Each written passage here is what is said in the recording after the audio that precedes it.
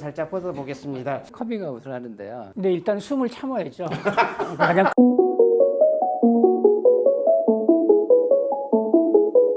네, 안녕하세요. 천안은도내과 원장 윤석기입니다.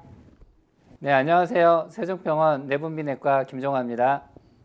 네, 안녕하세요. 건국대학교 병원에서 내분비 대사 질환을 진료하고 있는 송기호입니다.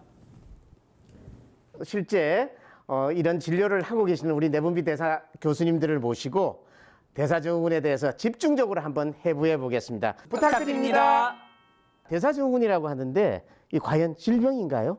우리가 증후군이라고 말을 쓰는 거는 이제 딱 한 가지로 그 병을 요약하기 쉽지 않다. 그리고 또 여러 가지 비슷한 애들이 모여서 하나의 질환을 이룬다. 그래서 증후군이라는 말을 씁니다. 당연히 병입니다. 대사 질환에 관련된 여러 가지 나쁜 질환들이 한 사람한테 뭉쳐서 나타나요. 그게 바로 우리가 대사증후군이라고 합니다. 대표적인 게 비만이죠. 복부 비만. 그다음에 이제 고혈압. 그다음에 이제 이상지질혈증, 당뇨병이 생긴다든가 아니면 심내혈관이 생긴다든가. 그래서 우리가 대사증후군은 정말 나쁜 놈이다라고 말씀드릴 수 있습니다. 그렇다면 실제 김종화 교수님 진료실에서 보는 대사증후군 환자 얼마나 많은지 또는 이 대사증후군을 어떻게 설명하고 있습니까? 혈당이 올라가고 혈압이 올라가고 중성지방이 올라가고 좋은 콜레스테롤이 떨어지는 거예요. 그러면서 인슐린 반응성이 떨어지게 됩니다. 그래서 혈관에 동맥경화를 발생을 시켜서 우리 몸에 있는 혈관의 문제를 발생을 시키는 거죠. 그래서 심장혈관이라든지 뇌혈관의 문제를 생기는 거고요. 그 이외에도 지방간도 문제가 됩니다. 간의 지방이 축적이 되고요. 그리고 통풍도 발생을 시킵니다. 그리고 심지어는 암까지도 발생을 시키기 때문에 건강에 해로운 문제들을 많이 유발을 시킵니다.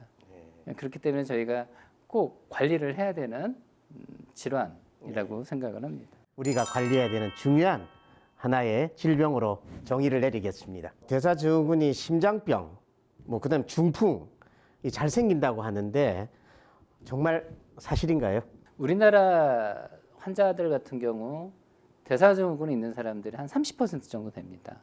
그 사람들 중에서 심장 질환, 협심증, 심근경색, 그리고 뇌졸중, 대사증후군이 있는 사람과 없는 사람 서로 비교해서 보니까 한 2배에서 4배 이상 발생이 증가한다는 걸 보고를 하고 있습니다. 그렇기 때문에 대사증후군이 있으면 대사증후군이 없는 사람들보다 심내혈관 질환이 적어도 2배에서 4배 이상 높다고 생각을 해서 관리를 잘 해야 되겠습니다. 일단 제일 중요한 거는 이제 복부 비만이 항상 문제이기 때문에 이제 복부 비만을 이제 줄이는 게 가장 중요합니다, 사실. 그래서 이게 비만의 유병률이 계속 올라가고 있거든요. 우리도 보면은 옛날에 비해서 많이 먹는데 움직이면 훨씬 덜하단 말이죠. 먹는 것도 너무 풍부해지고 그래서 비만이 너무 늘어나면서 이제 여기에 문제가 되거든요. 그래서 제일 중요한 거는 이 비만을 줄여주는 게 가장 좋다. 그래서 체중을 줄여주는 거를 이제 해야 되는 거고 이제 그러기 위해서는 그 시간에 나가서 운동을 해야 되죠. 그게 가장 중요하다고 봅니다. 배가 나오는 복부 비만이 있고 또 혈당의 변화, 콜레스테롤 변화 있는 이분은 이제 우리가 대사증후군을 앞에서 정의했습니다. 결국 그게 심장병, 중풍 잘 생깁니다. 그러니까 관리 중요합니다. 대사증후군이 과연 얼마나 우리 주변에 흔한지 실제 그런 점을 한번 짚어보시겠습니다. 실제 저를 포함해서 두 분 교수님은 대사증후군에 해당이 안 되시는지요? 제가 자켓을 한번 살짝 벗어보겠습니다. 저도 굉장히 열심히 관리하는데 여러분 보실 정도로 저도 배가 좀 나왔습니다. 저도 대사증후군에 살짝 해당이 되는 것 같아서 열심히 관리합니다. 두 분 교수님은 어떻습니까? 제가 여기서 오늘 커밍아웃을 하는데요. 제가 당뇨 전 단계하고 허리둘레가 조금 나갑니다. 그리고 중성지방도 좀 올라가 있어가지고 대사증후군에 해당이 됩니다. 어디에서도 제가 이야기하지 않는 걸 오늘 이 자리에서 발표를 합니다. 그렇군요. 급히 상황에서 급히 상황.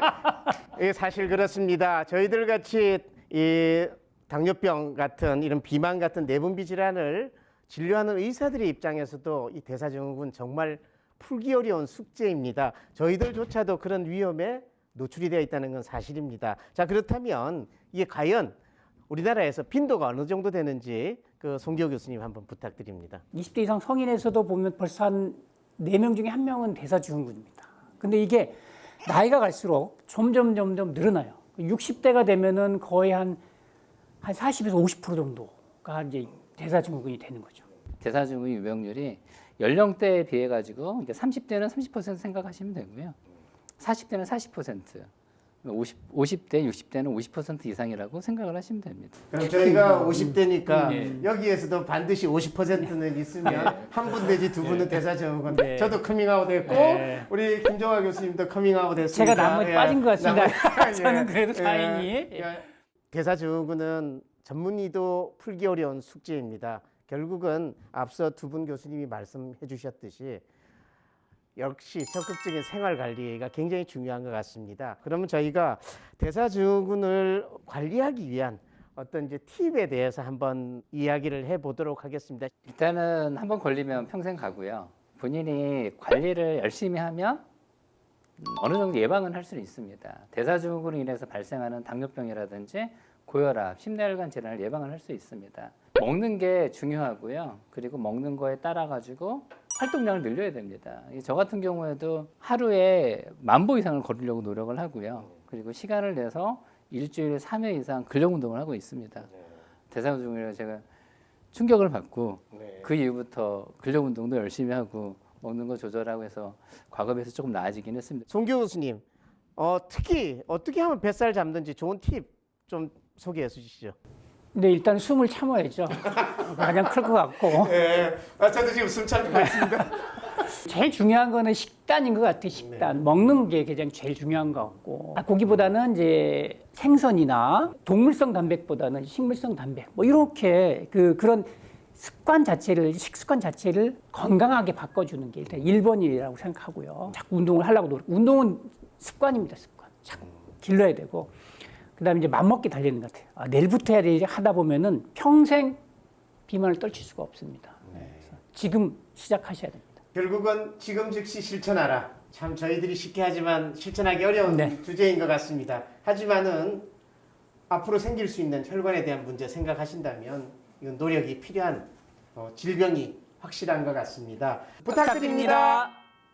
행복하게 건강하게 살려면 꼭 관리를 해야 되는 질환인 거죠. 많이 움직이고 많이 운동하십시오. 그게 가장 중요한 예방법이자 치료법이라고 생각합니다. 이 대사증후군 저희들이 반드시 해결해야 되는 그런 나쁜 질병이네요. 그럼 저희들이 마지막으로 구호 한번 하고 갈까요? 자, 대사증후군 극복하자. 내 몸의 호르몬 밸런스 좋아요, 구독 부탁드립니다.